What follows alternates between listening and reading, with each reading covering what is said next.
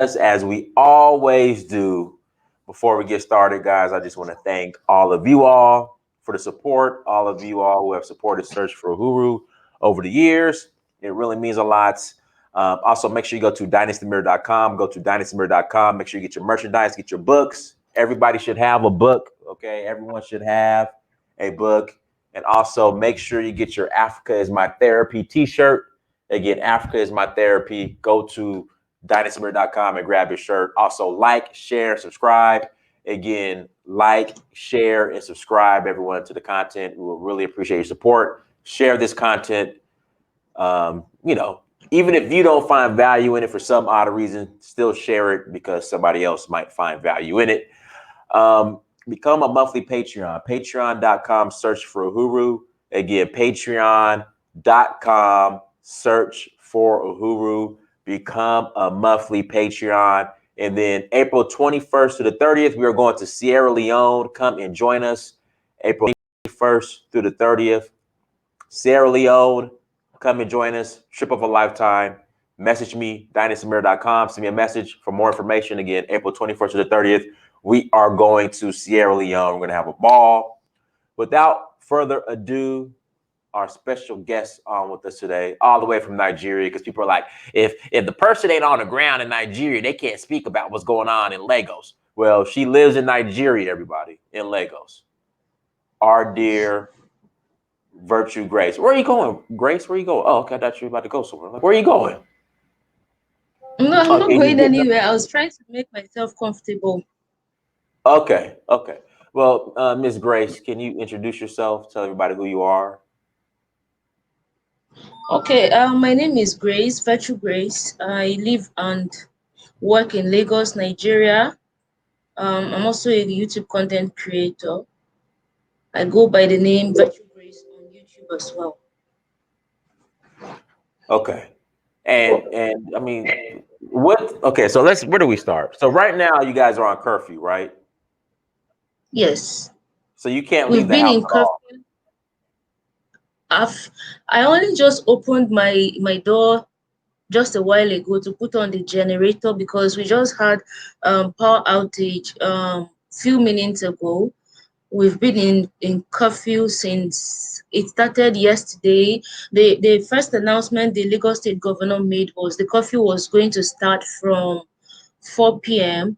and be for 24 hours. So later yesterday, he increased the curfew time from 4 to um, 9 p.m. So basically, we've been in today in the afternoon. The governor um, addressed Lagosians, and in his address, he said state activities are suspended for the next 3 days.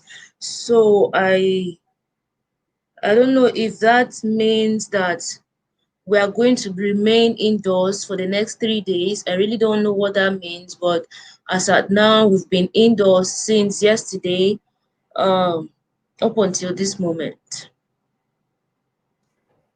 Okay, so now there's 24-hour curfew, so you guys can't even leave. You guys can't be on the streets, be out on the streets at all. Yes, yes. We can't, and there's presence of security personnel on the streets all over Lagos following the curfew that the Lagos State Governor declared. Um, There are military personnel that have been deployed from their barracks on the streets. We have police officers are also on the street. So it's basically a case of staying indoors. No one goes out, only essential workers. But that's even if it's necessary for you as an essential worker to go out. So in essence, you guys are under martial law.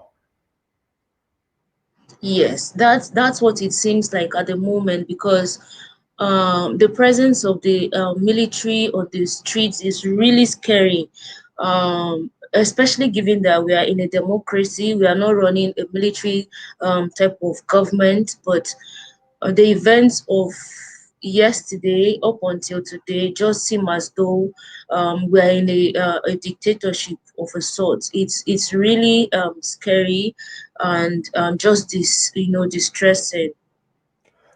Now, for people who are new and they don't know what's going on in Nigeria, can you explain to people what SARS is and what they're notorious for and why people are outraged? Okay, so SARS is an acronym for Special Anti-Robbery Squad. It's a unit of the Nigerian police force that was set up in 1992 to tackle issues of armed robbery, kidnapping, and other, armed crimes in the country. The unit has been in operation since then. Honestly, I only just got to know about the SARS recently following the general complaints, excuse me, and outcries about SARS in the country. Um, there have been allegations of extrajudicial killings perpetrated by these SARS officers. There have been allegations of extortion, allegations of um, human rights abuses by these security personnel. The acts of them just stopping citizens and demanding, making unnecessary illegal demands from them, like asking them to pay ridiculous amounts of money. And when you say you do not have the money, they ask you to do a transfer to them, or they lead you to the ATM to withdraw the money and give them, which according to the Nigerian law is armed robbery. For any security personnel who obtains money from a citizen um, at gunpoint, that security personnel has committed a crime of armed robbery.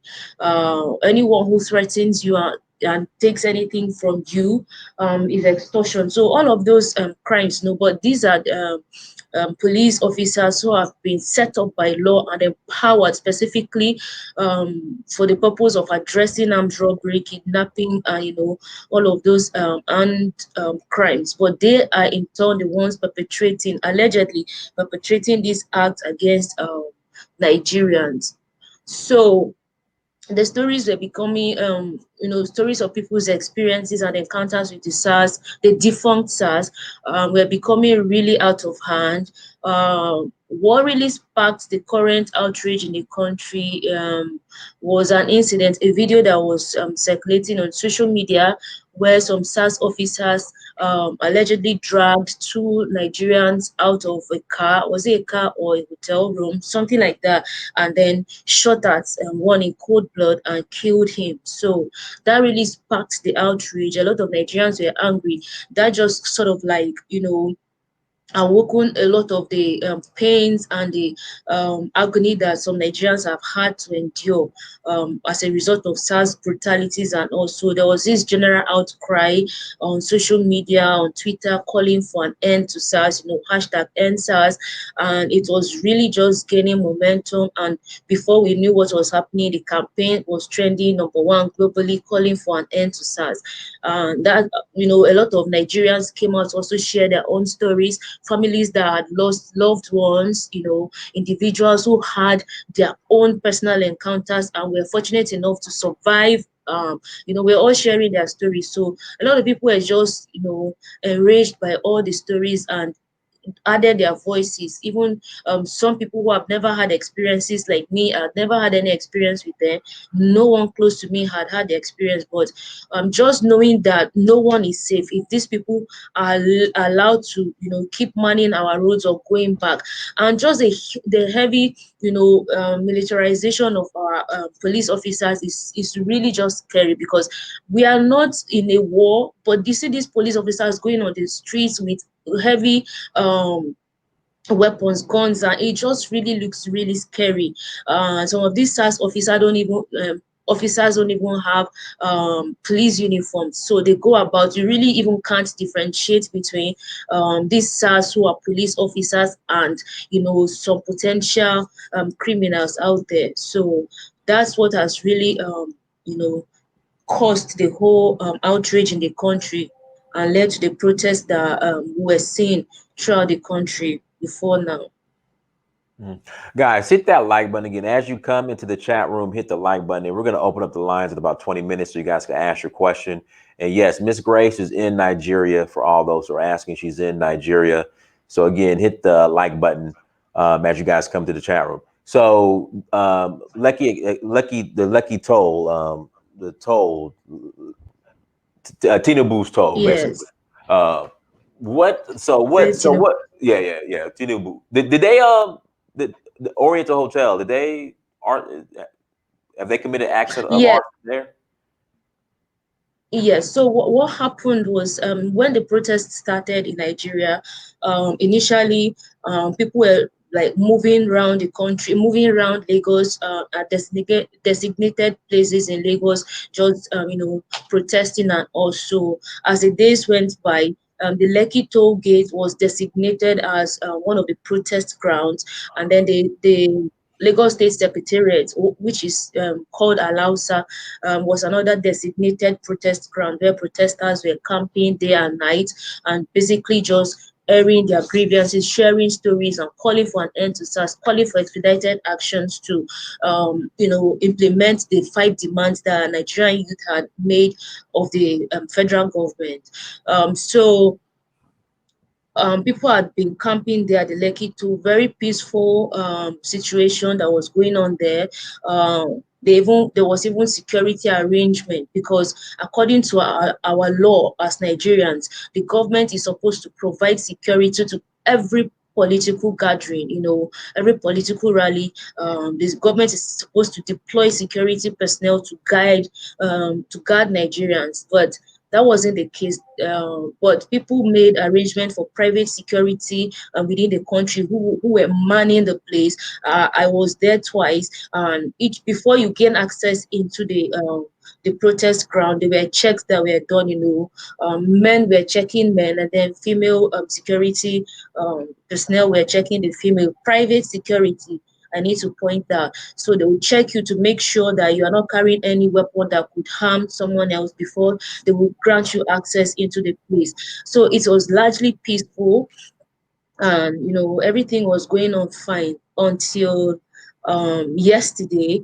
The ugly incident happened. So before yesterday, the Nigerian army had issued a statement, a subtle warning, indicating that their allegiance and their loyalty is to the president of the Federal Republic, which a lot of Nigerians found really ridiculous and disturbing, because the military is actually meant to protect the territorial borders of Nigeria and all, and the allegiance is supposed to be to the Nigerian government and not to the president per se.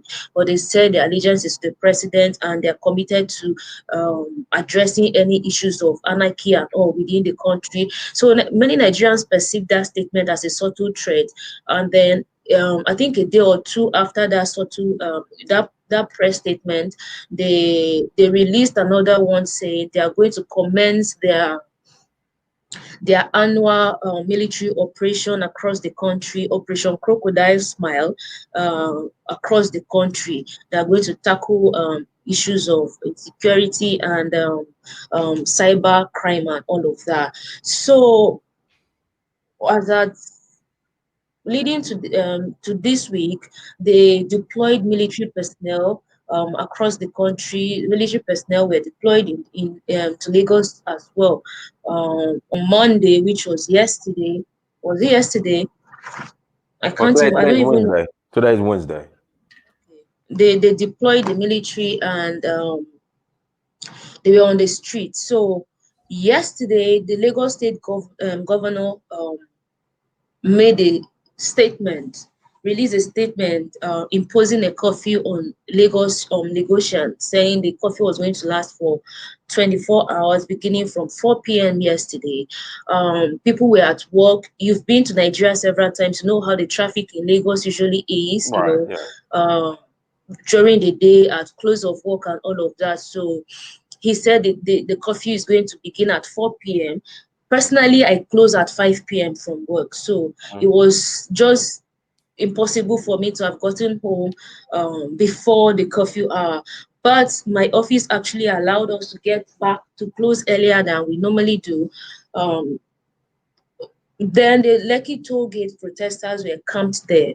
And according to law, what curfew means is that wherever you are and the curfew hour meets you, you are supposed to remain there until the time elapses before you continue going to wherever you were going to.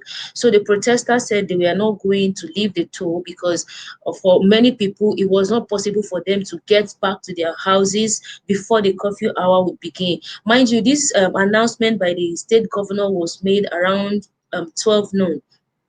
So they said they were going to remain there until the curfew hours elapse. And since they are not, causing any harm or any violence, or they were just going to stay put there. So they stayed there.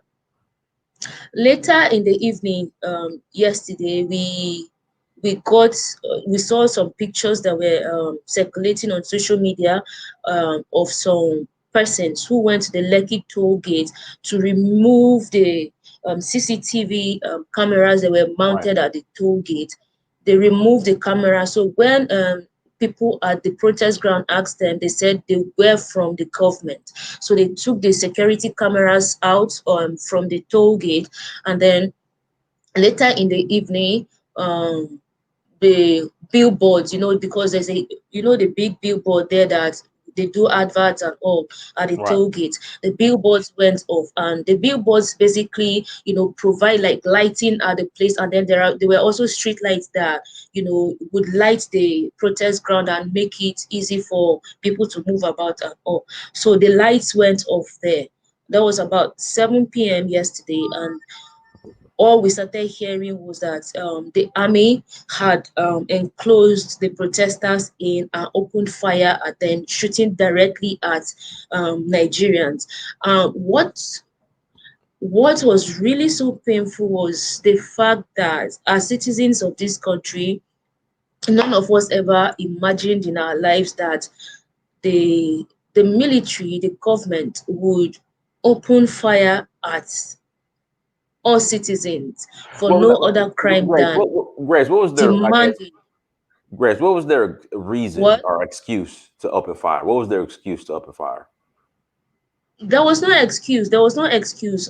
There's absolutely no excuse based on the Nigerian laws, based on the military rules of engagement whatsoever for them to have opened fire. No excuse, no justification whatsoever, because these were peaceful protesters. The only crime they committed was that they were demanding for better from the government. That was the only crime, which is constitutionally guaranteed. Peaceful assembly is guaranteed by our constitution. Peaceful protests are guaranteed by our constitution. And what's more heartbreaking is the fact that these citizens, these Nigerians, were there. In their arms were the national flags, and on their lips was the national anthem. They were singing the national anthem and waving the flag, indicating their allegiance to the Nigerian state, to the Nigerian government. Yet the Nigerian military opened fire at them, shooting directly at citizens who were waving the flag and singing the national anthem. That's the height of inhumanity. That's the height of wickedness. No government would do that except we've seen it done in our country, Nigeria. And to make things even worse, the Nigerian military denied presence at that ground, even though there were, video evidences showing how the Nigerian military walked up to, citizens, protesters at that place and opened fire at them. Videos are there on social media to back up this claim. They shot at peaceful protesters, killed some people. Some people were injured. Even though, as of today, the Lagos State governor, in his address, claimed that there was no casualty except one person who died and several others who were injured and admitted in the hospital and were being attended to. So that's what happened at Lekki toll gate yesterday. And shortly after the incident, you know, the the toll gate was set on fire. I heard that Right. the Lekki toll gate was also set on fire. The Ikoyi toll gate was also set on fire. So the aftermath of the whole incident today is that there's been a lot of reaction from some aggrieved Nigerians, hoodlums who have been uh, burning down and destroying government infrastructure. Some shops around the Lekki axis on Admiralty Way have been broken into, looted. This the hotel at what do you call it? Oriental, Just trying to Oriental, put my thoughts together. It's really distressing. What? Orient. You said Yes, Oriental. Oriental Hotel. Yes, Oriental Hotel at the close to the Lekki toll Oh, she's freezing up on us. Guys, make sure you hit that like button again. Make sure you hit that like button. We're going to open up the lines here in about 10 minutes. Sorry about the technical difficulties. Again, guys, make sure you hit that like button. We're speaking on. gate was also vandalized today. Okay. What I was about to ask. So great. I think she froze again. I think she froze again. Guys, again, hit that like button. Also, make sure you go to dynastamir.com. Again, go to dynastamir.com. Everybody, go to dynastamir.com and like, share, and subscribe. Like, share, and subscribe. My next question was: has anybody heard from Buhari? Has anybody heard from Buhari yet? Oh, we lost him. Has anybody heard from Buhari? Okay, you're back now. Okay. Oh, you're on the phone. Okay, she had to take a phone call. Okay, she had to take a phone call. You guys. Grace is very important. She's a superstar Hello. in Hello. Nigeria, so she had to take a phone call. Where's Buhari? Grace, has anybody heard from Yes. Buhari? Sorry, I had a phone call that I needed to take It's okay. It's from okay. my friend. It's okay. Yeah. So Where's Buhari? that's the question that all Nigerians are asking, Dynast. To be honest, that's the question. Everyone is asking where Buhari is. President Buhari hasn't addressed us since this whole incident happened, since this whole protest began. President Buhari has not addressed the nation for once. And that's what really contributed to the frustration of many Nigerians, that we have a president that we democratically elected to serve us. So when we have grievances, when we have issues, it's only right that our president would address us. But up until this moment, President Buhari has not addressed us. As at this afternoon, we saw some posts on social media indicating that he was hosting a virtual Federal Executive Council meeting today, which a lot of people just feel like is really insensitive of the president to be doing at this time when innocent, unarmed Nigerians were, massacred at that toll gate last night. It was really a dark time for us because just seeing the blood that splashed on our national flag was one of the most disgraceful thing any nation would see happen to the citizens. Because by rules of engagement, no military is supposed to shoot at um, Right. you know It's citizens, right? citizens Our people. bearing the national flag. Yeah.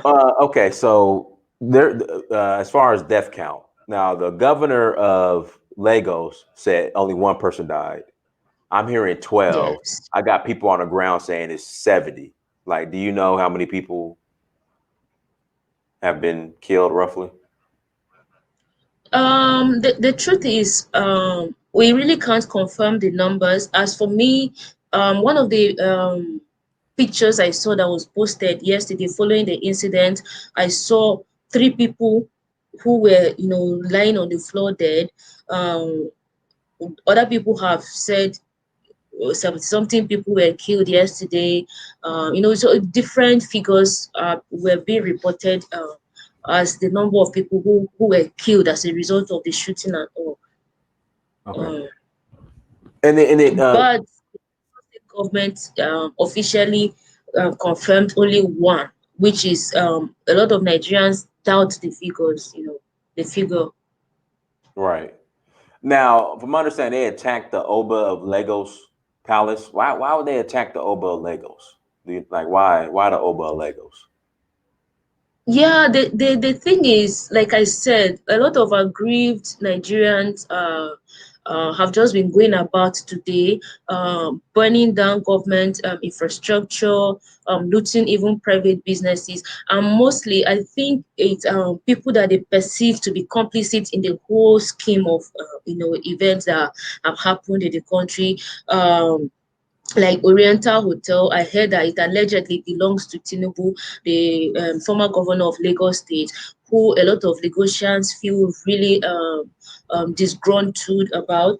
The fact that he still, after his reign, has this very strong influence on the governance of the state. Like he's one of the elder statesmen, the king, that influenced political decisions in the state, even though there are previous governors have come after him. So people just feel like his influence on the affairs of the country is really just too much. So it's sort of like the anger, people are venting the anger. That's why they vandalized the Oriental Hotel. I saw a post on Twitter this afternoon where someone listed a number of all the names of the businesses that he has. That's Tinubu, the former governor of Oh yeah, Lagos yeah. State. So yeah, so people are basically like attacking even TVC, which is one of a TV station belonging to Tinubu. The complex was gutted down today. They set it on fire and burned it down. Um, um, so a lot of even the governor of Lagos State, his mother's house was also burned down today. The Oh BRT station. wow. Oh wow. Oh. Yes, yes. The BRT station at Oyingbo was also set on fire because in the morning there was gunshot at that area. So a young a youth in that area allegedly died as a result of the gunshot. So they got angry and went and set the BRT station on fire. I also heard that the BRT station at Ojodubega was also set on fire today. So it's just I also heard that the Nigeria NEPA office at Marina was set on fire. The Nigerian Ports Authority headquarters building at Marina was also set on fire. So people are really just it's a sort of act of retaliation for what happened last night. People are basically just taking it out against individuals that are perceived to be complicit in the whole scheme of events that happened yesterday. Mm. Now the airport is closed as well, right? Murtala Muhammad, is it or? Yes, so with the protests that were going on at Abuja, I was fortunate enough to get back to Lagos last week Friday because I was in Abuja. I traveled to Calabar, then I traveled to Abuja from Calabar. So I was in Lagos at Abuja rather until Friday. I was fortunate enough to make it to the airport on time, landed in Lagos. 3 hours later, we heard that the Abuja airport was blocked by protesters. There was no way to, a lot of people missed their flights and all. Even in Lagos, some protesters went to the Murtala Mohammed International Airport here in Lagos and, were protesting there, blocking the way and all. So basically, that's what has been happening.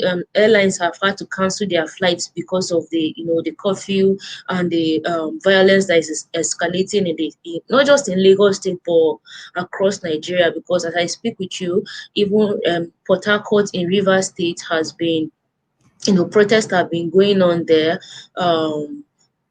Ibadan in Oyo State, protests have been going on there. They have declared curfew across in some major cities in the country just to, you know, manage the security situation in those states and those cities.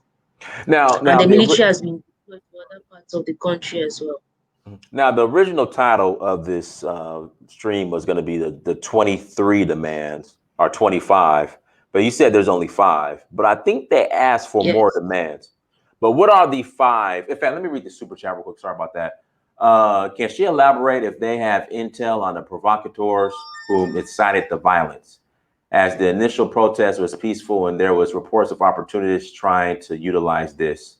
Like, so in America, same thing. Like, you have a lot of people who use peaceful protest as an opportunity to riot and vandalize. Is that the same? Is that what's going on out there in Lagos or Nigeria?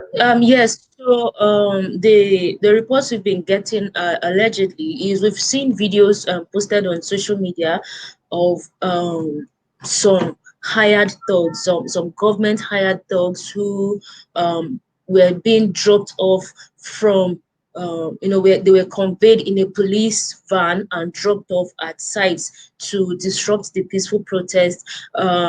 We also saw some videos where some some security personnel dressed in black suits driving expensive SUV cars, which typically those cars and those and that sort of dressing is typically those cars are driven, and those the dressing is usually by state security personnel who came allegedly drove to the scene after these hoodlums had disrupted a peaceful protest and set a car stand. So they actually set a car stand in Abuja on fire, where about 200 cars belonging to NSAS protesters were parked. They set the cars in that car park ablaze. So after the whole incident, allegedly those security persons drove to the scene, opened the cars for them, they hopped into the car, then they drove off. I saw So that. we yeah, we've seen videos of those allegations posted to social media of the government security apparatus being complicit in the disruption of the peaceful protest. So a lot of people were saying that the government allegedly sponsored these people to disrupt the peaceful protest, so that they would allege that the NSAS protesters were the ones who um, allow the protest to degenerate into violence, and then they would have a reason to impose curfew. But the NSAS protesters maintained their stand. The protests have been peaceful, and I can attest to that. The protests were largely peaceful. Everyone can attest to that. The NSAS protest has been or was peaceful all the while. All right. Guys, hit that like button again. Please hit the like button. If you want to call in and ask a question, email is in the chat room, uhuru@searchforuhuru.com. And again, email is in the chat room, uhuru@searchforuhuru.com. If you guys want to call in and ask a question, and then please hit the like button. So what are the 5 demands, Grace? Yeah, so the 5 demands that the NSAS conveners or Nigerian youth are signed are made of the government was one, to end SARS, which is a tick.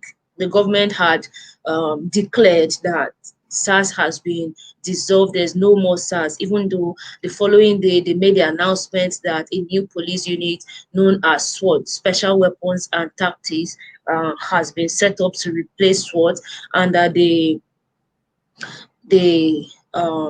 the officers who have been deployed to that unit would commence training. So that box ticked, SARS ended. The next one here, the first on the list, is immediate release of all arrested protesters. So when the protest was gathering momentum in the country, there were reports that some peaceful protesters were arrested across different cities in Nigeria. So the first demand was that all peaceful protesters should be released, because protest is a constitutionally guaranteed right, peaceful protest, so they should be released. The second item on the demand was that justice for all deceased victims of police brutality and appropriate compensation for their families. So the government was asked to provide justice to victims of police brutalities, and then make the appropriate compensation to their families. The third demand was for the government to set up an independent body to oversee the investigation and prosecution of all reports of police misconduct within 10 days. Within 10 days. Next, and the fourth demand is that in line with the new Police Act, psychological evaluation and retraining to be confirmed by an independent body of all disbanded SARS officers before they can be redeployed. The fifth demand was that there should be an increase in police salary so that they are adequately compensated for protecting lives and property of citizens. So these were the five demands that it's signed here by Nigerian youth. These were the five demands that they put to the government. So, in all fairness to the government had committed that they were going to take these five demands into account and work on them. On setting up an independent body to oversee the investigation and prosecution of all reports of police brutality, which is number 3. The government had given directive to state governors to set up judicial panels of inquiries to, you know, receive and investigate reports of police brutalities committed within the states. That directive was issued. So for the issue of compensation for deceased victims, the government really didn't say much about that. As at yesterday, we heard in the news that uh, the Speaker of the House of Representatives refused to sign off on the 2021 annual budget, saying he's not going to append his signature on a budget that does not make adequate provision for compensation for families and victims of police brutalities in the past decade. So it's evident that the government hasn't taken that demand into account. The next here is the training. And they had, like I said earlier, the Nigerian police force had informed the public that they are commencing training for the new SWAT team, the new SWAT unit officers, which we are all assuming that these officers of the defunct SARS unit might be, redeployed into the SWAT team. Yeah, of course they So were. a lot of people had concern. Yeah, they were. What? They probably were. I think so. I think they were. Yes. So yeah, so there was just this general fear that it's going to be, status quo. The whole narrative would continue. It's just like changing a name, the characteristics would basically remain the same, only the name would change. So that was one of the concerns. And then on increasing the salary of police officers, the government didn't really say anything about that. There wasn't really assurance that they were going to do that. So the general concern or sentiment was that the Nigerian police officers are not adequately compensated for the work they do securing lives and properties, and that's why they sort of take out their frustration on citizens. So the government should do something about it. We've seen ever since then, we've seen videos and pictures of quarters where Nigerian police officers live, very despicable conditions. Their salary scale was made public. It wasn't really enough. Like the minimum wage is 30,000 naira. It can barely sustain anyone. And then for the police officers to even be taking just a little above is really a thing of concern. And the government has in the budget annually, provisions for the Nigerian police force, and also the questions have been, why are they not adequately compensated?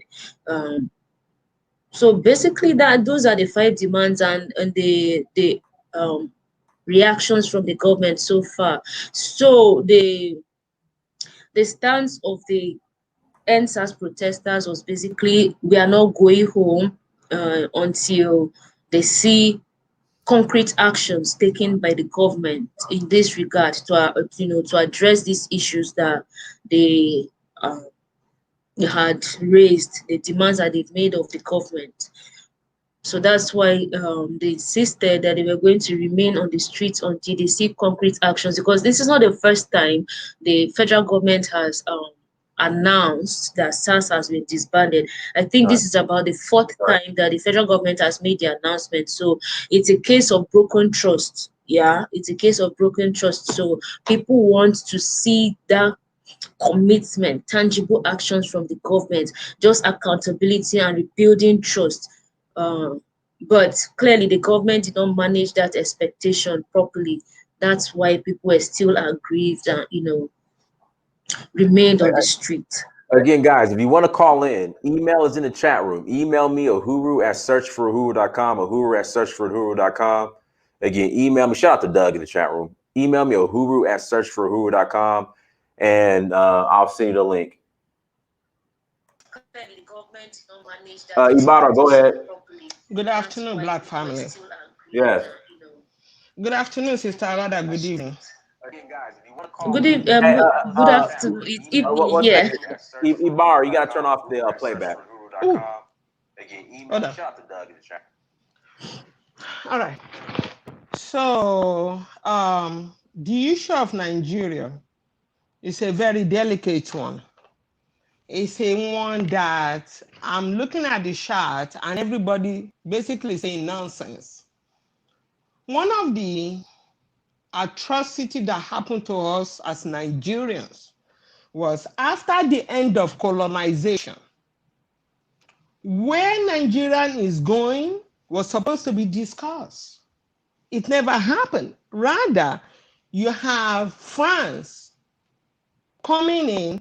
Of course, what happened with the eastern part of Nigeria, how you have the civil war that went on. From the time of that civil war to today, Nigeria has never get together as a country to say, where do we go from here? Rather, every Nigerian intellectual ran out of the country. When everybody ran out of the country to come to the white man's land, you leave the country for whoever get around the country. Yoruba people used to say, "Ẹni tó bá yára lògún gbè." For those of who are Yoruba there, "Ẹni tó bá yára òun lògún gbè." When you leave the country for the criminals get to run the country the way they wish. So you have a lot of online warriors talking about Buhari, but many of them has never put the skin on the game to make this country better. You understand what I'm saying? Nigerians, every single Nigerians love to bribe the police. The same police they're accusing now.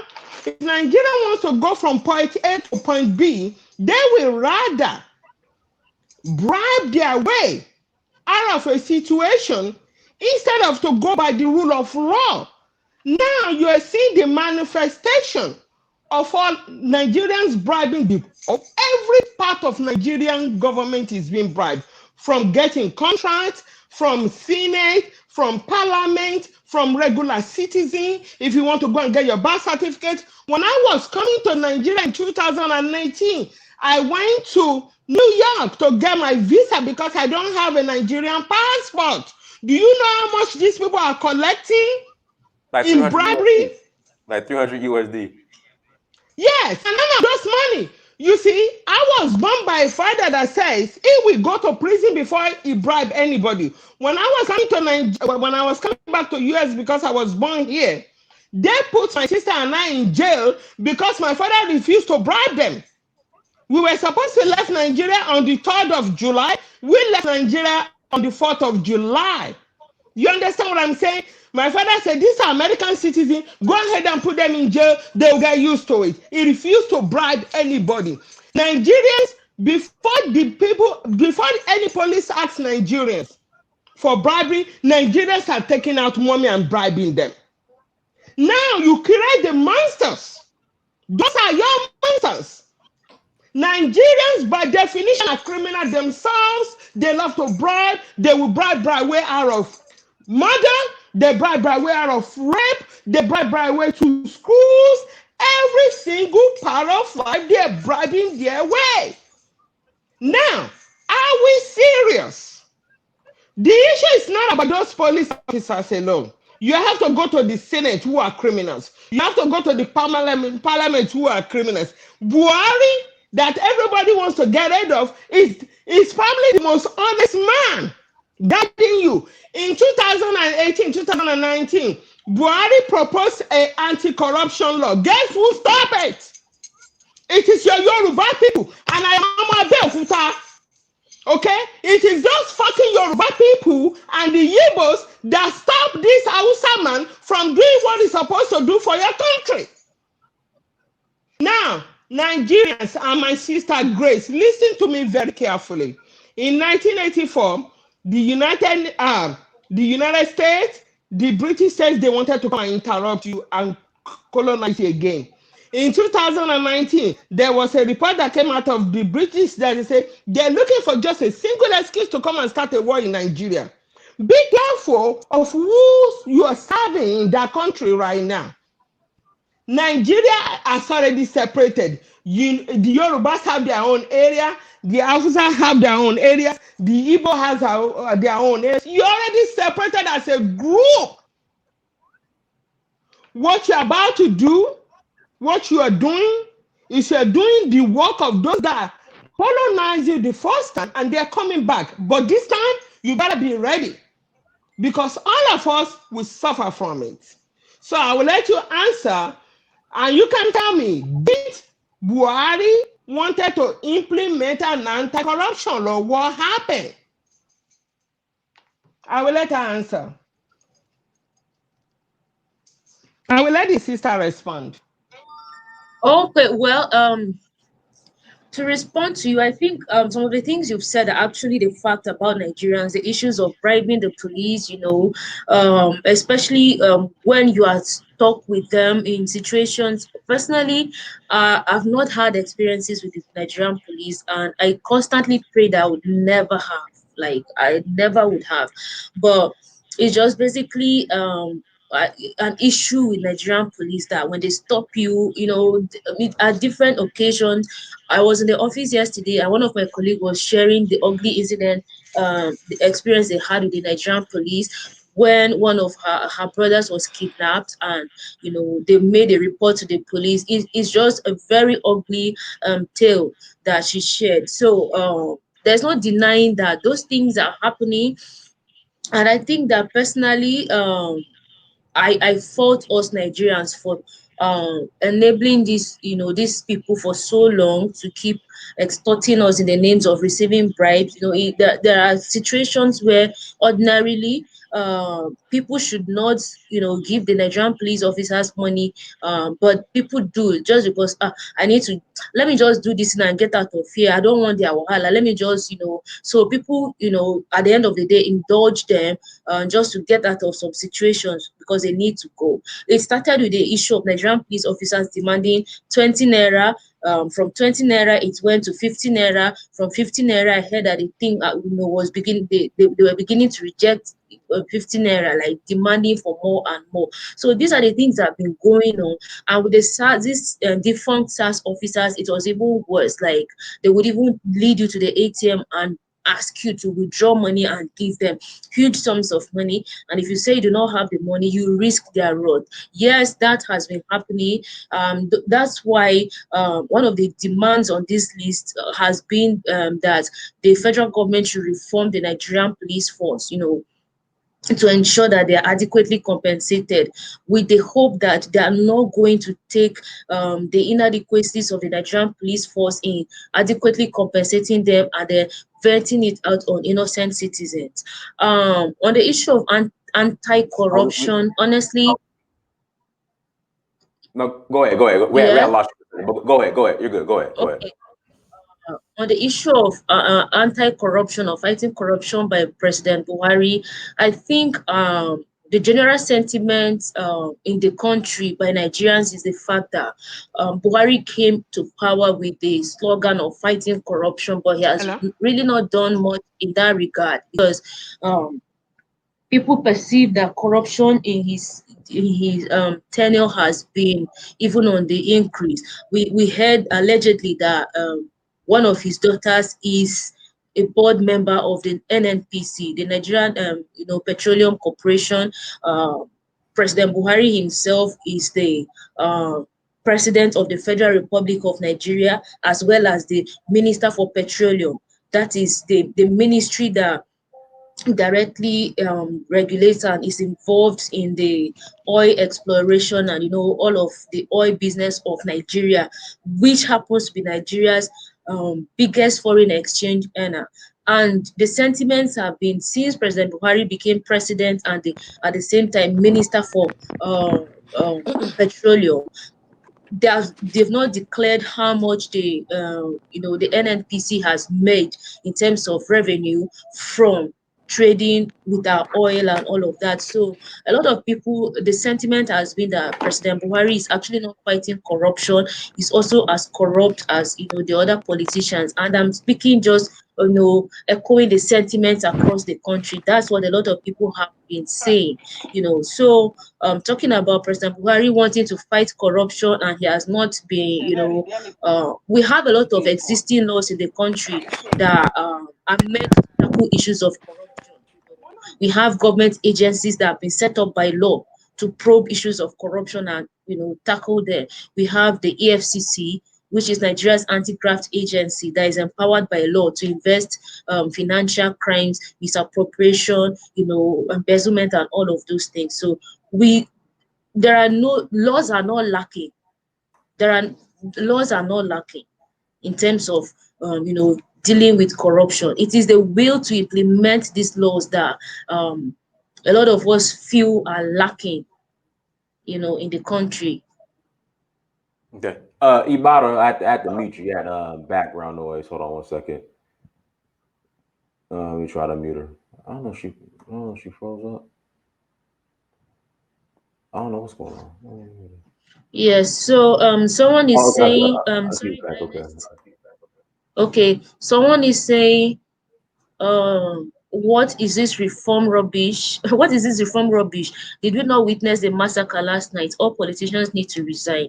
Yeah, so a lot of people, since this incident happened yesterday, people have been saying President Buhari should resign. He should resign. Politicians should resign because they have failed Nigerians. They have failed Nigerians at the very least. What they were supposed to do, protect unarmed protesters instead of shooting and killing them. So people are saying he should resign since he cannot address the country, a lot of issues. And I understand that as a people, as a country, we have a lot of issues, like layers upon layers upon layers of issues that have bedeviled our country. But this Sars protest was just like the most immediate thing that people saw, because it was a case of constantly killing people, extrajudicial killings, that people were just fed up and just harassing people who were going about their daily lives. Like, you're coming back from work. I have a video on my channel that I made when I on one of those days I went to the protest grounds at Lekki. I got to speak with some of the people who had personal experiences with SARS. It's just very uncalled for experiences and encounters. Someone coming back from work, you are stopped and they're asking you, why are you coming back at this time? Where is your ID? All of those things. Just stories that are really not pleasant. So people just like were fed up. You were supposed to protect us, not extort us, not kill us, not commit all of these human rights abuses against us as citizens. So people were like, enough, take them off the streets, take them off, put an end to them. We have the conventional police officers, let them enforce the law.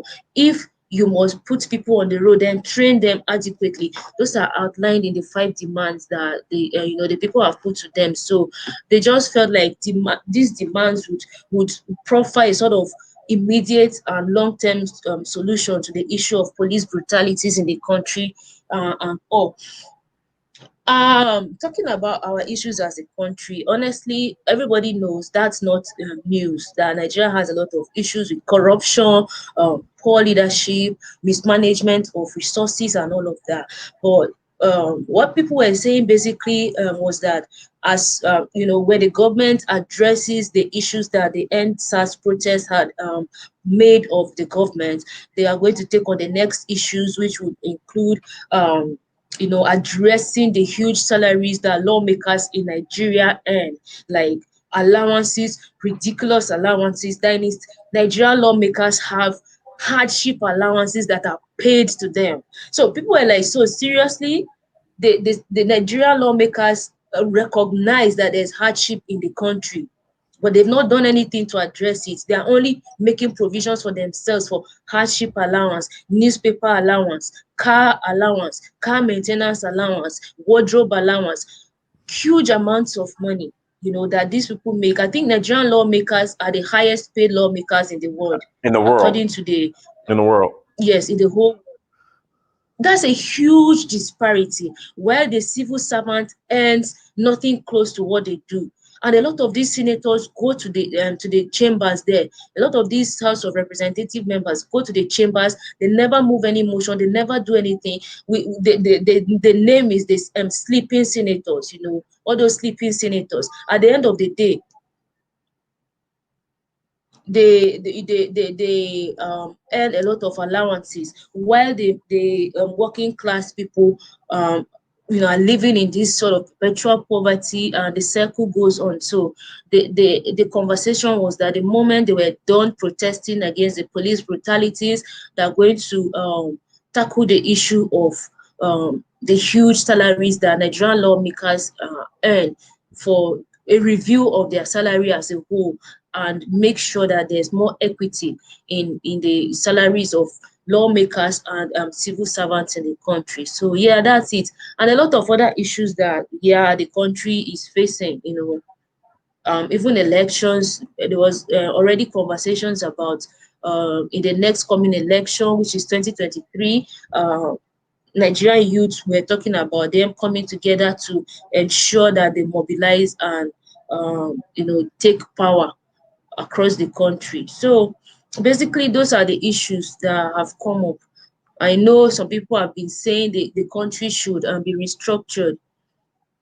They should be restructured because we had a national confab a few years back, where representatives from the different regions of the country were posted. They converged on the Federal Capital Territory and discussed issues affecting us as a nation, and they made recommendations. One of the biggest recommendations from that national confab was that the government should be restructured so that regions would be able to control their resources, and have regional security, and a lot of other functions that the regions would um, carry out in order to address the issues we have as a nation, and then remit certain percentages to the federal government to cater to the what do you call it, the items on the exclusive list of the government and all. But hey, up until now, several years down after the national confab, those implementations have not been those recommendations have not been implemented. A lot of people are saying, restructure. So that's the issue. Okay. I'm gonna go to Cece, then Ibarra. We'll go to you after Cece. Go ahead, Cece. Hi, everybody. Hi, Virtue. It's a pleasure to hear you talk about this. You have always represented Nigeria, so I really respect you for that. Um, I'm not Thank you, Nigerian. Sissy. No problem. I'm not Nigerian. However, I just wanted to basically bring the conversation to a less realistic and more positive mindset. I just wanted to let everybody know that if you are African, this is an issue that should be affecting you, period. In fact, if you're not up to date on this and if you don't care about this, then I don't know why you consider yourself black. Also, to all the Nigerians out there that are saying evil things. You guys are the same ones that you guys are that say that you guys are Christians. You Nigerians and even just black people, but mostly Nigerians who are saying evil things like, "Oh, Nigeria will never be set free. I don't believe in Nigeria." And you guys are caping and jiving for others. This is part of the reasons why Nigeria is the way it is today. You cannot tell me that you don't believe that Nigeria will be free, but that is the country that birthed you. Why are you African if you're saying that Nigeria will never be free? What do you expect? How do you expect others to respect you when you are literally crapping on the country that gave you a chance? I also wanted to say, Virtue, I do agree with most of what you're saying, but however, the only thing I don't agree with is the foreign what is it, the foreign involvement in terms of actually having the UN and some of these other people come to your country. And the reason why, It'll make it worse. It'll make yeah, it even it'll worse. make it worse because they have other interests other than what Nigeria needs. In fact, I believe that most of these UN soldiers, they're just CIA agents who are there gonna come and take pictures and probably rat out on you. So I don't agree with, I feel like, God forbid, but I feel that it's better that Nigerian continues to fight itself than to have a white man come over there and tell you how to run your own country. Virtue. Right. I don't think that is the way forward because we've been dealing with that for years. So even though some people might look at the situation and say, "Oh, well, it's just protesting. This isn't progress." To me, I think that this is progress because I don't know about you, Virtue and Ibarra. You guys could tell me if I'm wrong, but if this was 30 years ago, I don't think Nigerians will be protesting the way that they are today. So even that mobilization of people shows that there is some kind of effort. So all it needs is more fire and more opportunities. I know, Virtue, that you said that this was like maybe I think the fourth time that SARS has been disbanded. Let it be a 10th time. Let it be a 12th time. Eventually, I know Nigeria will get it right. And speaking from a fellow African, until Nigeria gets it right, none of us will get it right. Right. Facts. None of us will get it right. Nigerians, you don't understand how important you guys are. I'm speaking from the heart right now. You guys are everything. You guys are the heart of Africa. And honestly, please, I know that this is a serious situation. I'm not happy that people are dying. But this is the start. I'm telling you, don't give up. This is the start of something. And that's what I wanted to say. Peace to you guys. I really love you guys. You guys are awesome people. Bye. Thank you, Cece. Thank you, All sister. right. Thanks, Sissy. I think as I've been speaking today, I really not made mention of foreign powers coming in to help us deal with issues at That is all. not I've not. I've defeated. really, Can you hear me? Okay. Yeah, yeah. Go ahead. Yeah, yeah. Uh, Hold on. Can't let Grace finish her statement. Then you could respond, Miss okay. Ibarra. Can you hear I've me? not said any of. I've not said any of that because I believe that the issues we have as a country are not issues beyond us. Can They you are hear issues me? that are Yeah, yes, perpetrated Miss by. Ibarra. Yes, but Grace is talking, but we hear you. We hear you. I'll put you back on mute. Go ahead, Grace. Okay.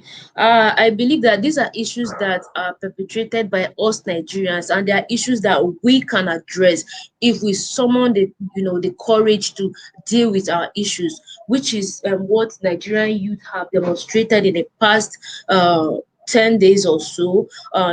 Saying enough is enough. We've had enough of this SARS issue, so let's fix it. Government, you have the power, fix this issue of SARS killing people unjustly. And when that is done, we are going to take on the issue of electricity. We are going to take on the issue of fuel. We are going to take on the issues of the poor governance and the outrageous salaries that lawmakers take in the country, while the civil servants take next to peanuts, as civil servants of this country. So those were the issues. There was basically Hello. no demand whatsoever of any foreign powers coming to help us or anything. What I saw happen yesterday was the fact that when Hello. the massacre at the Lekki toll gate happened, a lot of people were just Dennis, I tell you something. I've not been this distressed in my life the way I've been since yesterday. Okay. I've literally not been myself. Just seeing these images, seeing these videos, and hearing those gunshots is something that can traumatize anybody. And that was just, Great. The country is more in this state of fear, of shock, of pain, that our government can actually do this to us citizens for no other crime other than demanding for reforms, demanding for better. So when it happened, a lot of people were saying tag UN, tag International Criminal Court, tag tag everybody. There was a petition that was started by Burna Boy calling on British. The country is more in this state of fear, of shock, of pain, that our Hey, government can Miss actually Ibarra, do can this you to hear our me? citizens for no other crime Can you hear other me? than Because we got demanding the for reforms, playback demanding going. for Hold on, I better. gotta. So We'll move some more of that. sanctions against government officials, to ban them. As I speak with you, we got the news that Tinubu, the elder statesman, in Yeah. Lagos State, has allegedly ran out of the country. We heard that he allegedly ran to France. Some people say it's to London. So it's just that's why that petition, for instance, was put out there so that the international community should issue sanctions against them, the politicians, so that they will not have any escape route. Remember, Dennis, during the COVID-19, even before COVID, when President Buhari first got into office as a president, the president was always traveling out of the country to go receive treatment for ear pain Right. and all. That's despite the huge amount of money that is budgeted every year on healthcare, the Aso Rock Clinic and all. So people were asking the question, is that our healthcare providers in the country are not capable of treating the president's ear pain? What happens to the money that is budgeted to fund the Aso Rock Clinic? Why does the president have to go? The president was out for about 3 months or so. So those are the issues that people have had enough of and they were trying to talk about. So it's always the same thing. At the end of the day, they know they can run out of Nigeria, go to some other countries and stay there. So that petition was started so that UK, for instance, should issue sanctions against these politicians so that they can't go anywhere, at least not to their country. Let them remain here so that these issues will be addressed and fixed here. So it's not really about calling in the United Nations or any America or anybody. If you look, a lot of people are even saying, before I came up here, there is a video that I think allegedly from CNN where some persons are being interviewed, and the man said it clearly that Black West Africa is not a priority for America. That's why they are not, talking about the issue of the NSAS issue in Nigeria. That's a And good some thing. Nigerians are saying, "Oh, That's a good what? thing. That's a good thing. Yeah, yes." The video, I think I can call it up. So some people were commenting that, "Oh, this breaks my heart. So Black West Africa is not a priority." So, and I'm like, why should we even be a priority for America? We should deal with our own issues. America have their own issues. Let them deal with their issues. Let's deal with our own issues as Nigerians and fix it. We cannot leave our house and call people to come and fix our own issues. So for me personally, I don't feel like we need any foreign powers to come in and fix, because our problems, we know our problems, and only us can find solutions to our problems. And people have been saying before I came here that Burna Boy's mansion in Lagos was um, burned down because he has been vocal about the NSAS protest and I hope all. not. And they actually started a protest. Allegedly, I don't know how true that is. All right. Let's see here. We have Manny. Oh, guys, before that, guys, hit that like button again. Hit the like button. We won't be on too much longer. Hit the like button and also share. And once again, tour Sierra Leone, April 21st to the 30th. Come and roll with us, Sierra Leone, April 21st to the 30th. Message me, DynasMir.com. Manny, go ahead. Yeah, hello, Dennis. Can you hear me? Yeah, we hear you just fine. How Yeah, far? yeah, I'm good, man. How you doing, brother? I'm good. Yeah, you're doing a great job, man. This wasn't the right time for me to call him, but because of this, massacre stress that is going on in Nigeria has really, touched a whole lot of families around the world. So, Nigerians are widely traveled, so they are viewing it everywhere. So, like, what? Greetings to Grace. How you doing, Grace? Like I'm what? fine, thank you, Manny. Yeah, like what everybody is saying, the social medias and like what Ebube explained the other day. None of them is, far fetched for what is going on. But the issue is, our parents disappointed us, you understand? So that is why a whole lot of them couldn't speak up about what happened 500 years ago. They did most of the business with the Caucasians when they came to Africa, for the slavery. Most of them were selling their enemies, their neighbors they couldn't play with. So after the British have gone, the power sharing was not it was not standard. They were making so much money for themselves, and the palace, the British Buckingham Palace was making a whole lot of money from Africa as well, especially Nigeria and Ghana. So there was too many power play in the stuff. So when I look at the power distance that is happening in Nigeria, the individualism, a whole lot of stuff that is happening has led to this protest. The people have been pushed to the wall. You understand? Nigeria started drilling crude oil 1958, which is 62 years this this year, and we got independent 1960, which is 60 years now. But nothing is going on. But they have the best houses in the UK, they have the best houses in America, they have the best houses in Dubai, they have the best houses in South Africa, they have the best businesses all over the world. There is a senator in Lagos called Dilo Minaya. I can call him out. He bought a Lamborghini for himself as senator, cost $1 million. Why some of his constituency don't have drinking water? But nobody's calling them out. From the governor, they go back to the Senate. The power is being rotated among the same people. From the OBJ to Buhari, I've ruled before, to Atiku Abubakar, to a whole lot of them. Tunubu, they keep sharing this power among themselves. But the youth are looking, the social media is here for people to have classified information that they were not having before.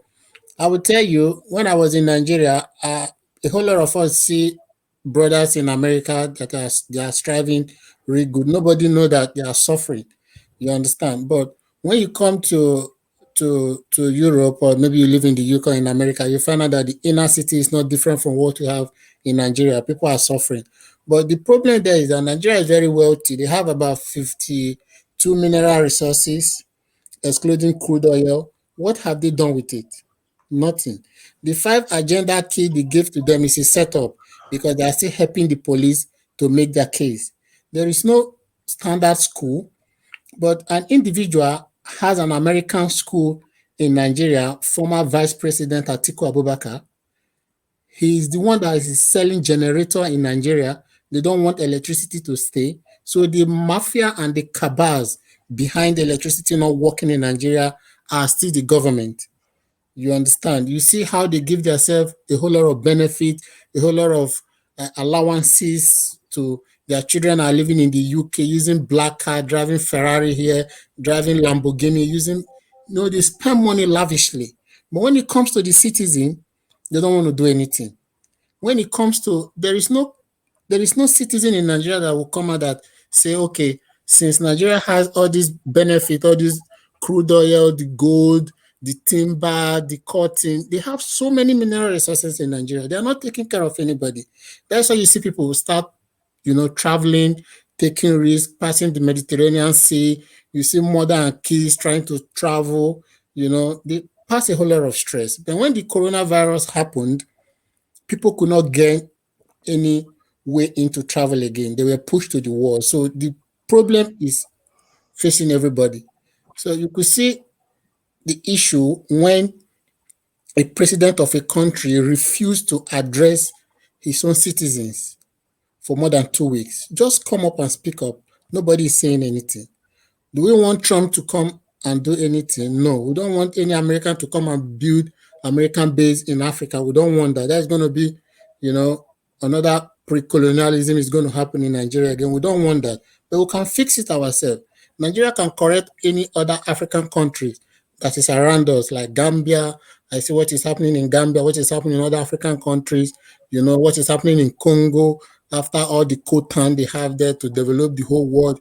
Many people don't know in Niger, they have a raw material they use to produce nuclear weapon in Niger. A whole lot of foreign countries are going there, to harvest most of these mineral resources. But Niger is being, quadrupled in a poverty standard that they don't have anything. But the West are enjoying our mineral resources. Like what Ibube say, if I could reference him, that what do we put on the table? We don't put anything on the table. We put our mineral resources so cheap on the table. Kano has been beating leather. Louis Vuitton go to Kano to buy pure leather and make hell of money out of it. What do we gain? We don't have anything in our name. The car industry they have in Nigeria, the president could not put an ultimatum that if you want to have your first car, you buy a product from Nigerian car, which is non-so. Nobody's doing that. So we are not encouraging any investor to come around because it's very expensive to run diesel, to run your company. That's why you see most things keep inflating. So I'll give room to other people to talk while I'm still at the background here. Thank you, Prince. No problem. No problem. Let me get Missy Barr back on here. Thank you. I'm here. Yeah. Can you hear Missy me? Barr, okay. Yeah, Ikabo. Yeah. Ekale Yomi. Our problem is many. Thank you, Omoyami. Our problem is many, right? If every Nigerians, and I'm not talking about your so-called politicians, right? I'm talking about every Nigerians. If everybody decide that, we will collectively denounce and refuse to participate in any corruption, regardless how long, how difficult, we will get somewhere. Yeah. When Buhari came to power, Buhari was telling people that if you found money that was hidden somewhere, we will give you 5%. I think Grace can speak to that. It was your so-called politicians today. They were blocking everything that man wants to do, right? Our issue goes back to at the end of colonization, when people like Muritala Muhammad was assassinated. Till today, I don't even think any Nigerians know how that man was killed. You keep seeing all these outside agitators, outside interferences, but because we're so emotionally arrested that we can't comprehend that there were other people outside of Nigeria that have interest in seeing us this way.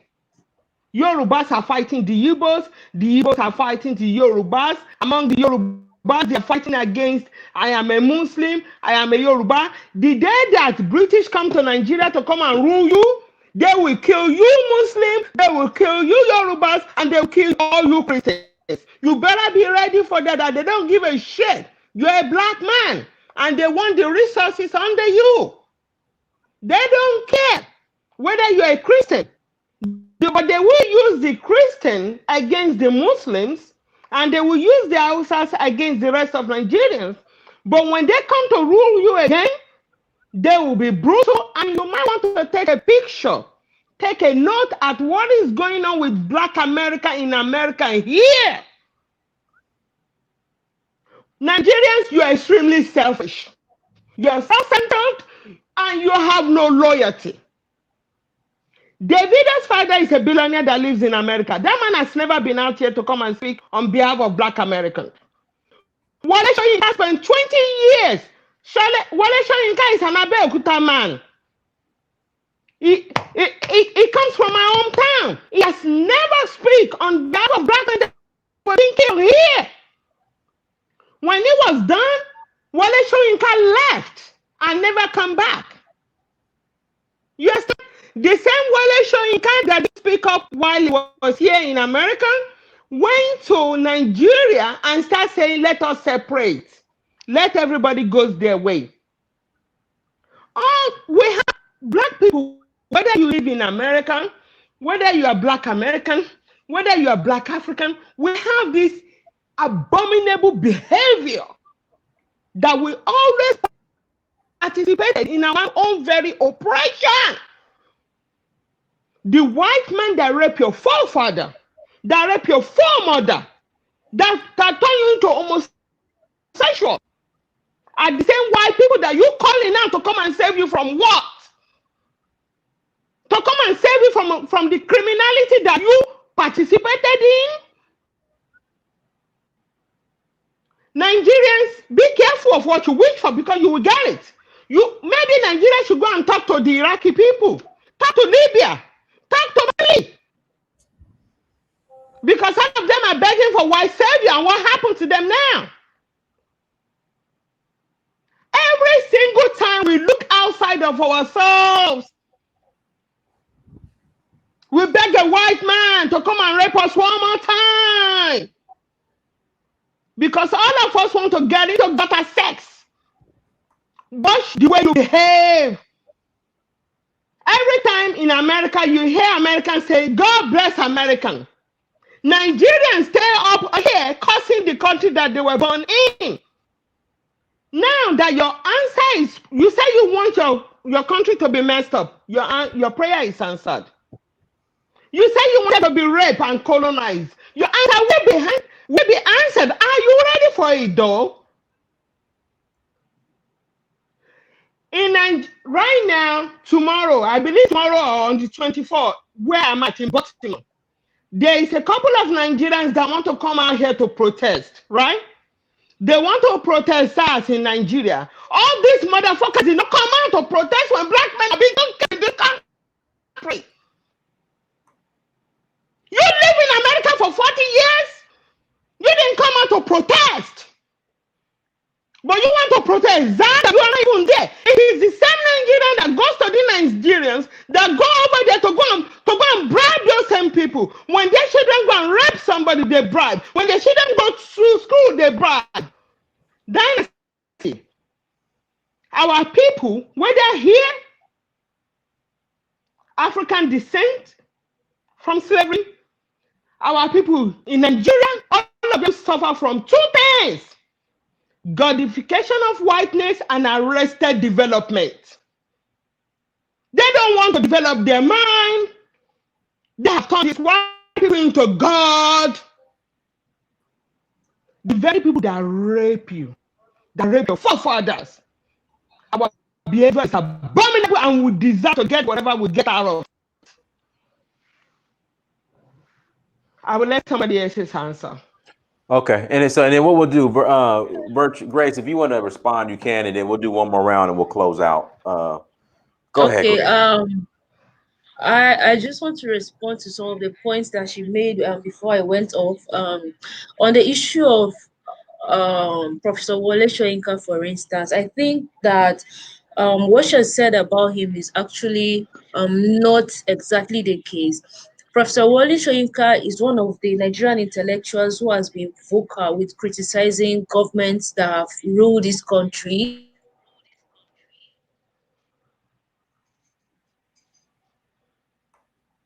I think you went out.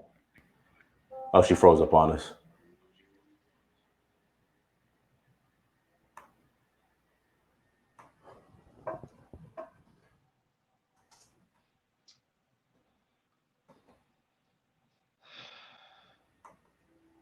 Grace.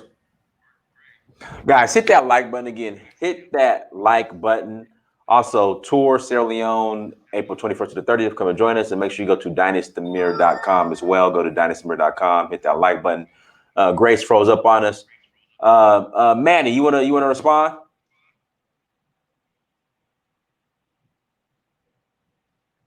Manny. I will say something. Okay, he's gonna say something. Manny. Okay, he's not. All right, go ahead, Mr. Mark. I'm here. I'm here, Prince. Okay. Go ahead. Go. Yeah, okay. Like what the lady is saying, she's absolutely right. But the issue we have in Nigeria still remain. We have to choose who run the affair of the country. For me, I don't believe the president have a lot to do. He also just have to sign some of the document, maybe speak a little while. We need good senators, good House of Representatives in the country. Honest one. The Nigerian youth have really changed the status quo, the way things are ought to be in Nigeria, because Nigeria has to lead in Africa, not just the population or the high GDP we have or the new development that is springing up. We have to make it right. We have to have the right people in power. I will highly commend the the sitting Speaker of House of Representative Femi Ajagbemila. He's speaking from the heart because he's more learned than Lagos State Governor. Shout out to him. Sanwo-Olu is a nice guy as well. But the Muslim power they have, the old, shenanigans they have in Nigeria that refuse to leave power, like this is the end of the road.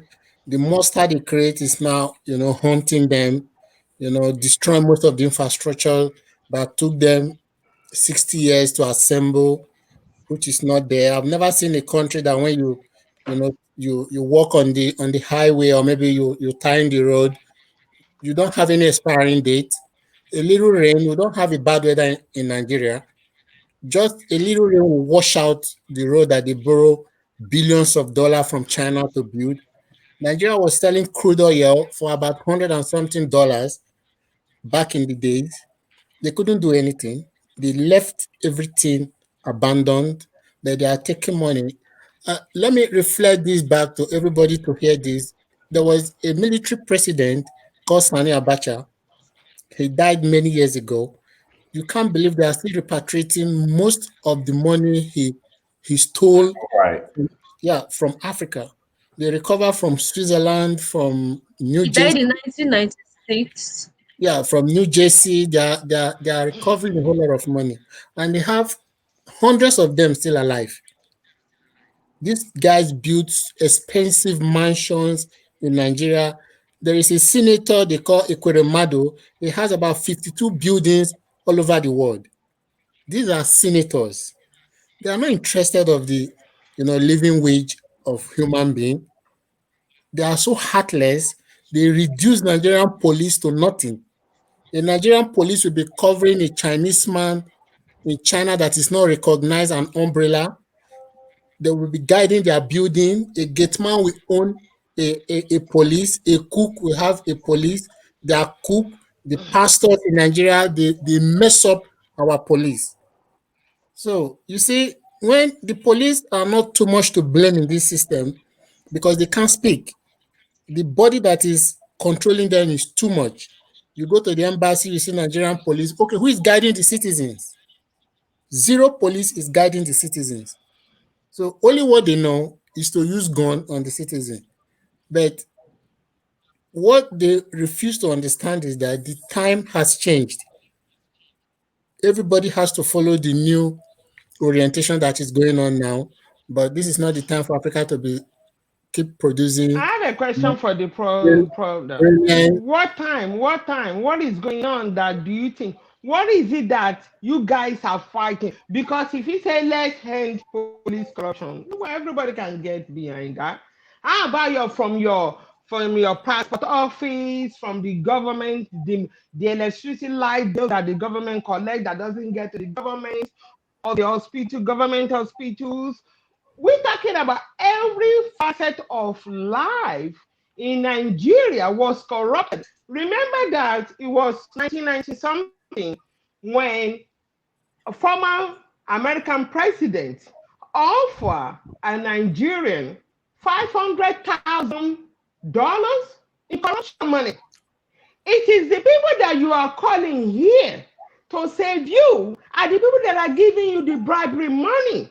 And when some of the officials came out and say, I don't want to involve in bribery, they kill them.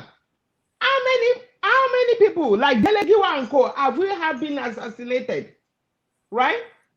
Now, Yeah, if I will answer you on this, I madam, wanted to hold the on, point is this: hold on, hold if on. you, if you if you should remember the former Vice President of America, Dick Cheney, under Yes, Bush, he was part and parcel of Halliburton. It's an oil company yes, in the Nigeria. offer the guy, yes, Okay, but our but our you court can't solve. our court invited him to indict him in Nigeria. He refused to come. There are so many corruption. I don't want to mention the West. Let's not go the West. You But you, understand? Because but you the can't. You West, see, Listen, I my will brother. tell you categorically Listen, that listen. the Let me tell you. Americans, Let me tell wait, you. the Americans and the British and the Arabs and the Europeans ripped Nigeria apart. Let's not go what the You Belgians did can't solve to your. the Congolese. These people Listen. are not good. We have to correct our. Femi Ajagbemila was offered $10 million by Bill Gates. He rejected the money. Eh, A EFCC boss from one state, from Osun State or thereabout, was offered a lot of money. He rejected the money and exposed the Chinese people. So it's we now is the time Listen, we're for the not change, saying. because in your own era, listen, Listen. in your own era, Uh-huh. you were scared Uh-huh. of police to death. You ran to America. Myself, I follow. I'm I in was the born in UK. America, and You know, no. I was born here, and I came back to where I was born from. I didn't run no, from anywhere. no, no, no. Everybody So can talk loud. Everybody can talk no. loud now Everybody because, can speak loud. yeah, you can talk loud Listen, because you I stay live in in America. America, You You are and see, born I in the America. thing, The people are suffering in Nigeria. yeah. You understand? Obasanjo is not going to do anything. Listen, He built an expensive library that nobody is going. You know, those deities that they kept there, that is, he wastes a whole lot of money. No Nigerian citizen can access the hospital they go to. When Buhari's son had an accident with a bike, they flew him to Germany with an ambulance, with a private all ambulance. this thing you are saying. No, to change this course is the protection, is the protest you are seeing. We have to change the time. We have to change the game. Come 2023, there's not going to be a party that's going to bring out anybody they like, because Tinubu is warming up to become Nigerian president, or Atiku.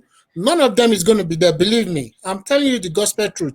None of these people you're going to see, because we will have so to you change. see,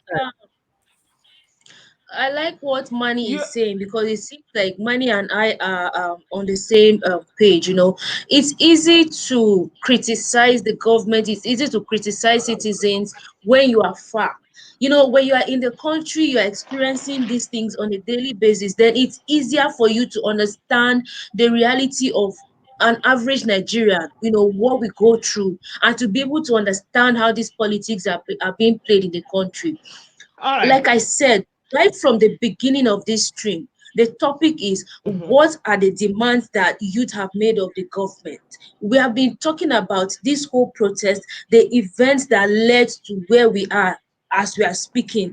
Like today, I'm just paranoid. I'm even scared that if I step out of the gate, the army are probably going to shoot me because they say stay at home. There's a curfew.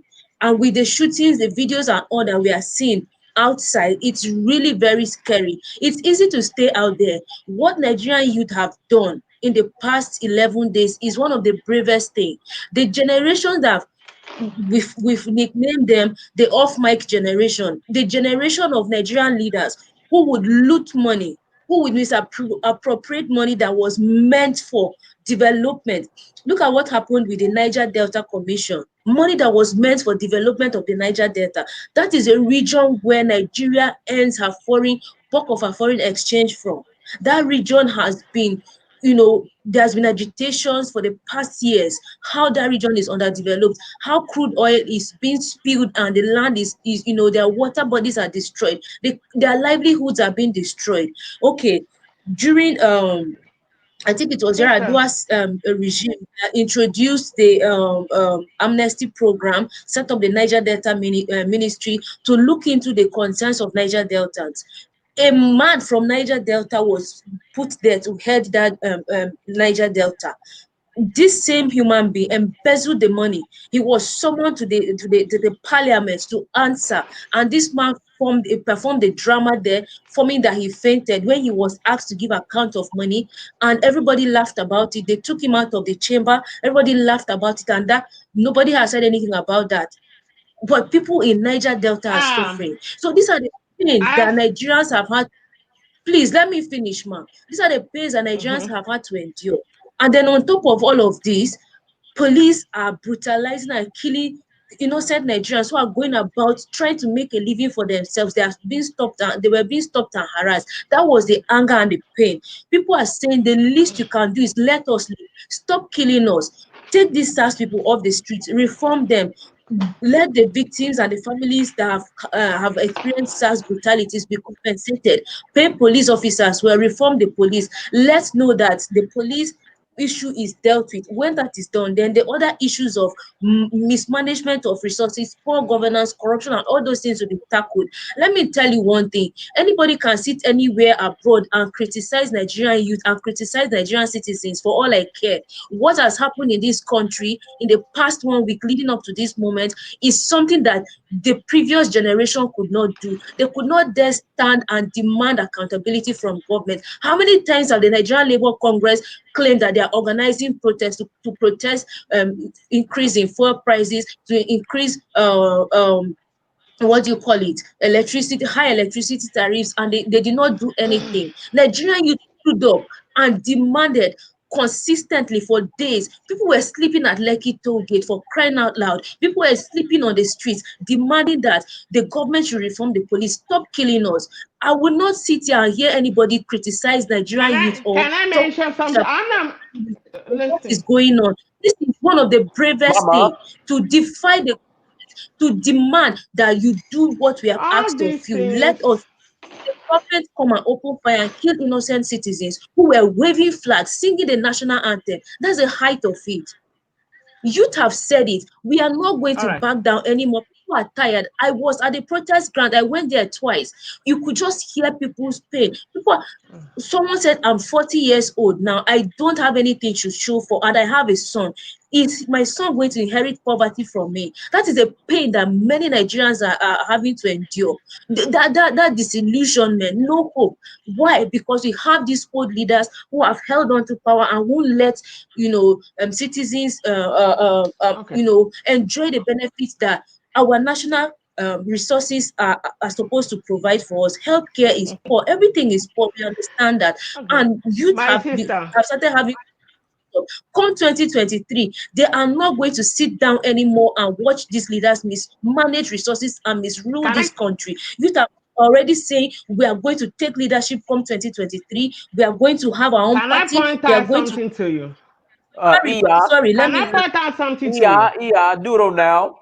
Duro. no. Can Coming, I can I can okay. if it means Yeah. setting up a GoFundMe account, they are going to set up a GoFundMe, mobilize resources, register a party, come up with a consensus candidate, and mobilize massively. This protest is not just in Lagos, it's across different cities in Nigeria.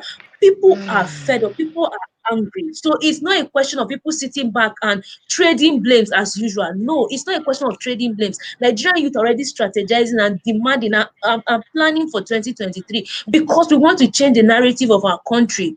We have gone past that generation of trading blames, calling people names up and down. We want to take actions now. We are in this. I'm talking now. I'm using my generator because I can afford to buy a generator. Some people are in darkness. Now there's power outage. Some people don't have the means to have alternative power supply for themselves. Why should that be?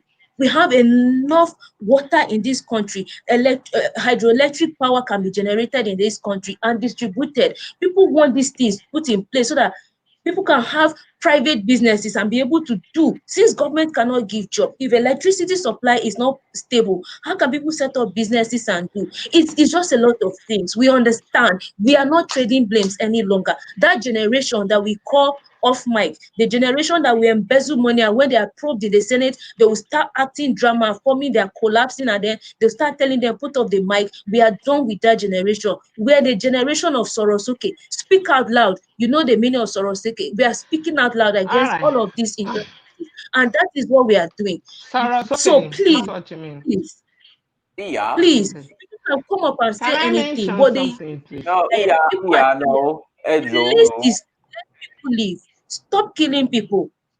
People can come up with all sorts of things, and what gets me really pissed off is these people are not even in the country. They've run out of this country. You cannot dare sit here and face the hardship. You had to run away, probably because you had a means to run. So you don't know what people who are in this country are having to deal with on a daily basis. So please tell me all these trading blames. Okay. Okay. Well, I hope can I say Okay. something? Iya, go ahead, Iya. Iya, go ahead. All right, I hear all the emotion. Everybody's training blazes. Everybody run out the country. Every Nigerian has a perception of what American look like. Everybody wants to live American life because they think money is running on the ground, right? Yet, American, you want Nigerian to be built by Americans. Whenever Nigeria is speaking, Nigerian says, okay, we got an independence in 1960. 1960, that was 60 years, it's too long. But they compare themselves to United States. United States have at least over 200 years head start ahead of you. In order for United States to get to where they are today, they enslave your people. Some black people are here originally, but they enslaved the people of Abeokuta, the people of Ogun State, the people of Imo State. Those are the people of Ghana, are the very people that built this nation that everybody is comparing. The question I'm asking Nigerians, if you want to build Nigerians the way American is built, because that is always your comparison, you want to spend dollar for dollar instead of spending naira. If you want to build Nigeria the way American is built, since America is built out of slavery, which group of Nigerians are we going to slave? Like, are we going to slave and do to them what they were done to Black Americans, what they will continue to be doing to this Black American here? Because you guys don't want to take your step by step, but deal with those that were stealing your money. You don't want to do step by step. The very same people online right now, excuse me, let me finish. The very people right now, they were talking about the youth is ready, the youth is ready. And the one that talk about the youth is ready in 1990. They're the one that talk about the youth is ready in 1980. They're the one that talk about it in 1970. After the end of colonization, Obafemi Awolowo proposed, make a series of proposition to better Nigeria. The people that are here, their parents and their grandparents are the ones that block it because they don't want people from the north or people from the south to have more education. Every time there is a progress, you have a group of people that don't want other people to get more education than them. You have where you are because of the decision of those traitors back then. Now, my sister here and everybody here, are you all ready to go ahead and run this country and run it without a single corruption? That is the question I'm talking about. From your toilet, from your bathroom, from your government official, your schools, sleeping with your teachers to get your certificate that you didn't complete.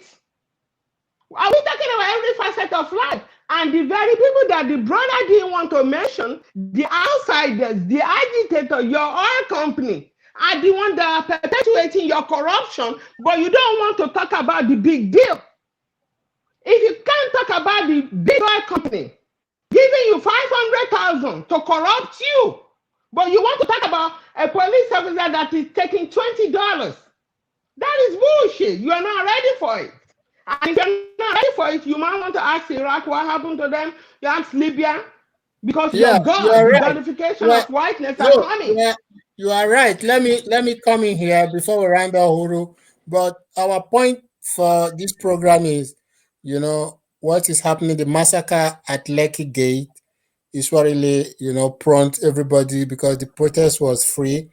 Since she's making a whole lot of reference of the way America is built, country like a whole lot of country that got independent from Britain 1971, which is Qatar, they didn't build their country with any group of slaves. America is owing China trillions of dollars. They haven't paid yet.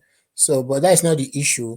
What we are emphasizing here is how our narrative is going to change for good. We don't need any slave to come to work. We don't want to enslave anybody.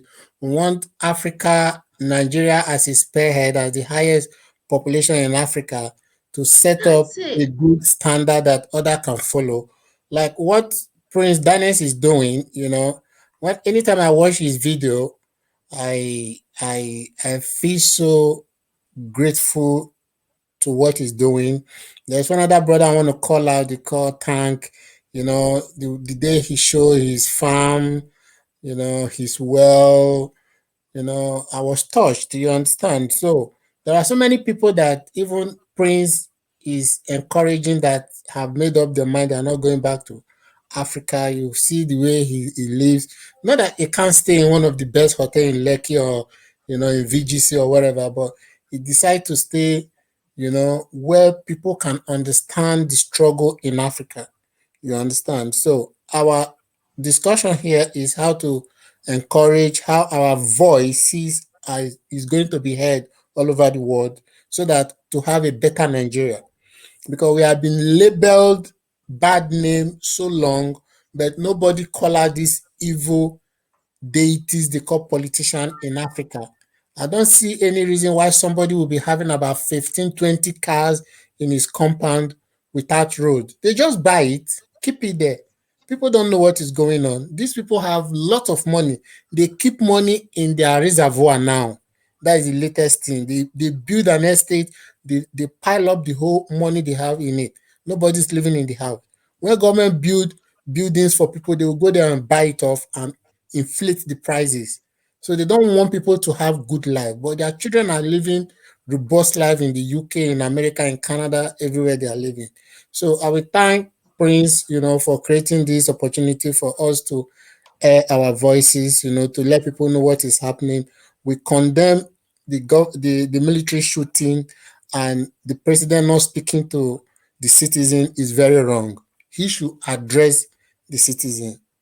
Thank you very much. No problem. And Missy Bada, thank you for coming on as well. We're gonna go ahead and start closing out. I just want to ask Miss Grace one more question. So you two, thank you so much for coming on.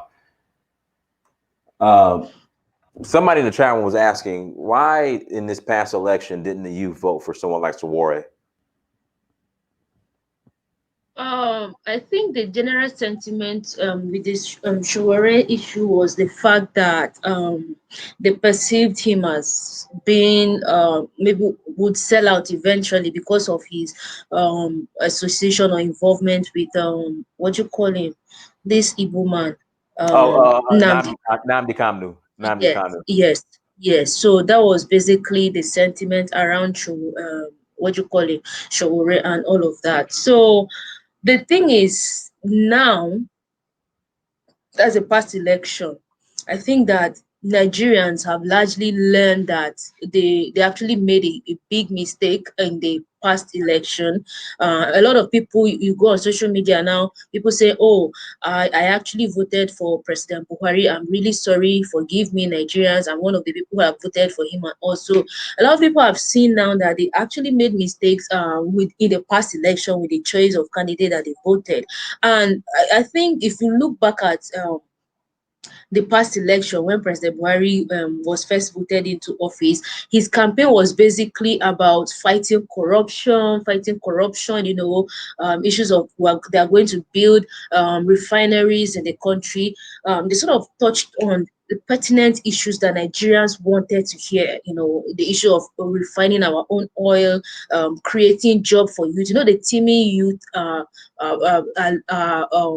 jobless, no jobs and all. So there was this promise of creating thousands of jobs to engage youth and also that was what probably I didn't vote in the past election, so I can't say, but that was why a lot of people probably voted for him.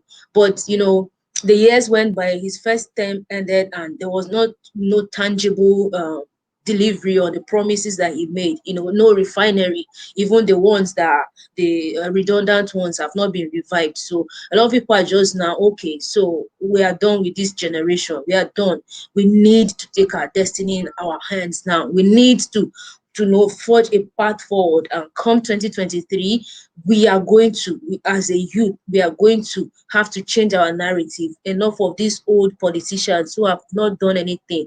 And like she rightly mentioned, politicians come in year after year, with promises, borrowing money in the heat of this protest and all that was going on. I read somewhere in one of the newspapers that the Ministry of Transportation is planning to borrow billions of money to build a rail station, I think from Lagos to Calabar. And I'm like, it's just borrowing upon borrowing upon borrowing, and you are not seeing them deliver on these projects that they've been borrowing money to execute. So why do we keep borrowing? People are asking the questions. Why do we have to keep borrowing money to build infrastructure? Yes, we don't get to see the infrastructure. Where is the money going to? Where is the money going to? So a lot of these things that are happening. Yes, Nigeria, our current politicians, past politicians have been, have mismanaged resources. They've mismanaged resources. They've been corrupt. But the youth now are saying enough of all of this. Enough is enough. We are ready to take the destiny of our nation in our hand and rebuild it so that we can have, opportunities for everyone. Basic health care, basic education. Look at, you go to schools. During lockdown, we were all at home. Children were not going to school. Yet the federal government gave account of billions of naira that they used on school feeding program. And people were asking, who were they feeding? Children were at home. So who were they feeding with the money? So those are the things that drive people crazy. So blatant show of corruption. And people are suffering. You are embezzling these monies and enriching yourselves. I think someone mentioned here of how politicians have houses abroad, have all over the place. So these are the things that people are tired of. But the NSAS protest was just like one issue that sort of like scratched on the layers of issues that Nigerians have had to endure. It's a clear case of pent-up anger. But the violence was not from the NSAS protesters. The protests were largely peaceful. All they were just asking was, let us live. Stop the SARS from killing us. We want to live and survive in our country, but eventually the whole thing, was hijacked, and, innocent Nigerians were killed at the Lekki toll gate last night, which is something that has gone down in our history in a very negative light that generations to come will always remember. It's really unfortunate, but youth are resolute. Come 2023, things are going to change. A lot of people are now more aware that we need to take action now or never. We just need to take action now. People, some people are saying, what's the big deal now? I can die. Like, well, already I'm dead. Living in Nigeria, I'm dead. So what's the issue? They had better kill us. That's the sentiment now. And that's just the point where a lot of people have gotten to now. Okay. So what we'll do, we'll go ahead and close out. How can people find you, subscribe to you, all that good stuff, Miss Grace? Okay. I'm also on YouTube, Virtual Grace. I can't drop my link. I have my YouTube channel is Virtual Grace.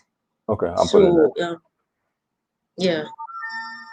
So guys, make sure you go subscribe to Miss Grace's YouTube page. Make sure you guys go subscribe. Anything else you'd like to share in closing? For me, just my fellow Nigerians in the chat room, we have a duty to rebuild our nation. That's just it. Someone is saying, this grace isn't as genuine as I first thought. Well, I don't know why you made that comment. I honestly don't know why, but I feel like if every well-meaning Nigerian really needs wants to see the progress and development of this country, then it's time we have this honest conversation and admit it in our hearts that we need to unite now more than ever to rebuild our nation. We are not talking about toppling a democratically elected government, because Buhari's government was democratically elected, is legitimate. We are not talking about toppling him or any of that. That's not it. But come 2023, it's important for us to know who we are going to vote into power as our president in this country. We have to have this honest conversation and unite as one people so that we can rebuild our nation to be that nation that we all can be proud of.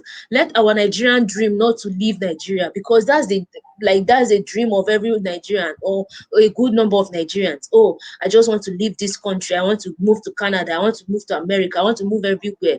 And I keep asking this question: if all of us run away from this country, then who is going to fix it? Because if you go to America, America is not your country. No matter how long you stay there, America is not your country. Nigeria will always be your country. So if we all run away, who is going to fix it? It's better we stay here and fix this country. And it's not about calling any foreign powers to come and fix our country for us. Only us can do it. Only us can do it. If ballot boxes can get to the hinter areas where there is no road, no development during elections, why can't development reach the hinter areas after elections, when we elect leaders and send them to Abuja, to wherever? Why can't they bring roads, construct roads?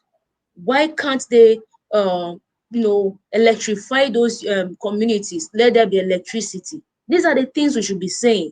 So let's unite as one people and vote the right leaders come 2023. We need to just start changing our narratives. And please, Nigerians, stop saying negative things about this country. Please, let's say good things, positive things that will bless Nigeria, will build Nigeria. Let's not lose hope. We're the only hope that this country has. If we lose hope, then it's over for Nigeria. Let's not lose hope. Everyone, thank you so much for joining. Like, share, and subscribe. Again, like, share, and subscribe. Go to DynastyMirror.com. Until next time, family, Dynasty Mirror, search for Huru. Peace. Bye. Bye-bye.